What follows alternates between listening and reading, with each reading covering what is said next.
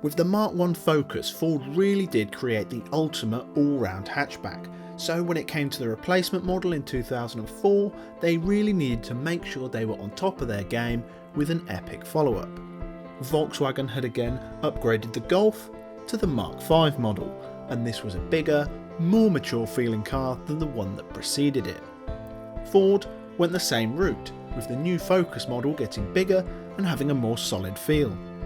Outside and inside, the Mark II Focus is just quite a bit bigger than the Mark 1. There's much more space in here and it's got a huge boot, although the dashboard could be said to be a bit dull, although it does feel a bit more cohesive than the Mark 1. It's just got more of a mass-produced hard plastic feel, whereas the Mark 1 just felt like a bit more thought had gone into it. The control points in the Mark II just do feel a bit more solid though, stuff like the handles, the indicator stalks and the gearbox, everything's just got more of a solid feel, which gives the Mark II a bit more of a mature feeling. But behind the wheel is where you find out that underneath it's still got that same incredible chassis that you got with the Mark 1, so you can still chuck it about and have fun with it, although it doesn't quite feel as sharp as the Mark 1 did. It's a family hatch that's fun to drive, and that's something that rival manufacturers have always struggled to match. It still has class-leading driving dynamics. When it comes to picking an engine though, things start to get a bit tricky, as I found out when trying to buy one. You see, the 1.6, because the Mark II has got that much bigger, the 1.6 actually feels a bit underpowered now, so you really want to avoid those models. It almost seems as if Ford knew that the standard 1.6 is a bit underpowered, because if you look around there's a more powerful model which is called the 1.6 Ti VCT model. And I'm kind of trying to figure out how it got the extra power, and I looked online and found a video with a well-spoken woman. The control system is able to change the cam timing at a speed of less than 0.2 of a second from the most advanced to the most retarded position. As you'll see, it all looks far too complicated, and a quick Google confirmed my suspicions.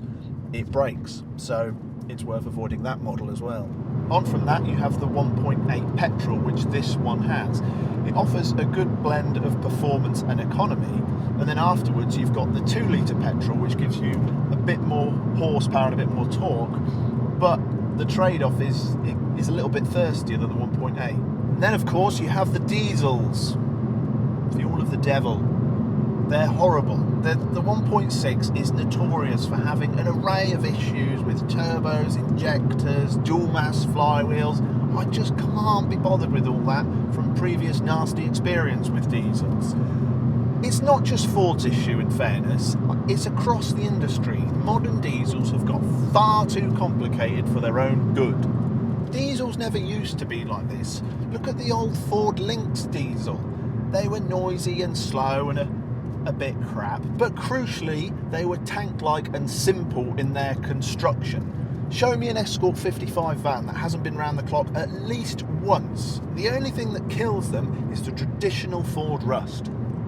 I think there is a time and a place for modern diesels though, and that is if you're getting something on like a 3-year lease deal as a new car, because then you get the advantage of the good miles per gallon, the low road tax, and you won't necessarily suffer those issues that diesels face later in life. If you're buying on the second-hand market, from personal experience, just avoid diesels, and their particulates are making us all ill. Dirty, dirty diesel. After all that, we've got the performance models, and I've been lucky enough to drive all of them. The ST is fantastic, a modern 5-cylinder wobbling turbo petrol machine. It's great. The only negative against it is it does feel a little bit nose heavy, but in fairness with that 5-cylinder engine and everything, it's not all highly strung. It doesn't need to be wrapped in cotton wool and serviced every couple of thousand miles, which is good. The only negatives really being the road tax is expensive at about 300 quid a year, and it's pretty darn thirsty. The Mark II Focus RS is also a great machine, although it doesn't quite have that hand-built feel that you got with the Mark I RS, because the Mark II was basically built on the same production line as all the other Focuses.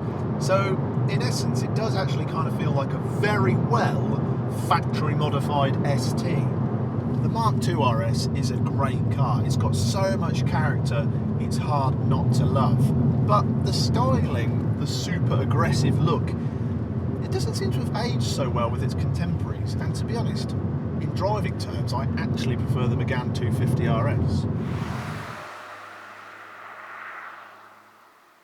So that's the range of engines dealt with then. But then you've got the fun bit of trying to find one, because despite being the biggest selling car in the UK, I actually found it quite hard to get one in the right spec and everything that I wanted. One of the reasons they're so hard to come by is that as soon as an advert goes up, they're so popular that they just get snapped up. I was very specific with the model and mileage that I wanted. 1.8 Z-Tech, less than 50,000 miles with the climate pack, because let's face it, having a quick clear windscreen is so damned handy in the winter.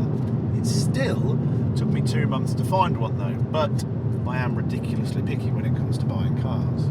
Even with all the checks, this car does suffer from one issue that can be common, and that is on one of the rear arches it has some light surface rust.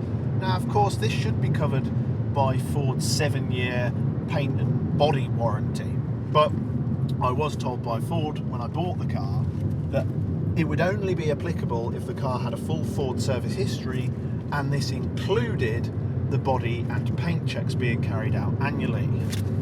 Read them and weep. So despite having all the necessary paperwork to have the repairs carried out, Ford still refused to do the work, and I'm not sure why exactly.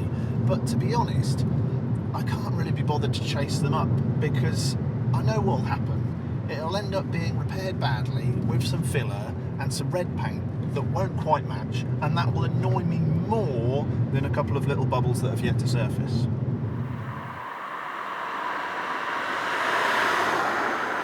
If you look hard and hold out for the exact model that you want, you will get one of the best built modern hatchbacks that money can buy, and it's a car that can still be a great family hatchback and a hooligan when you want it to be.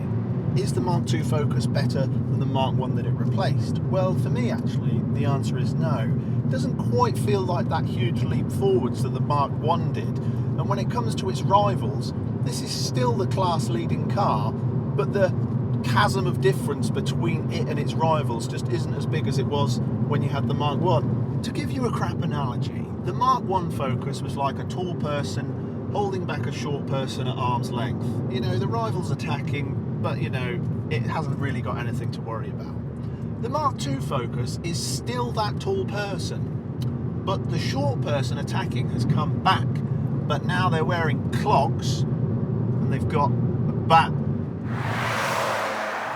Some people are always going to turn their nose up at something with a Ford badge and go and buy something with a more premium badge. But to be honest, in this sector, in this price range, the Focus is just the better car. It's just the better engineered car. And I don't think that's even a subjective opinion. It's just fact.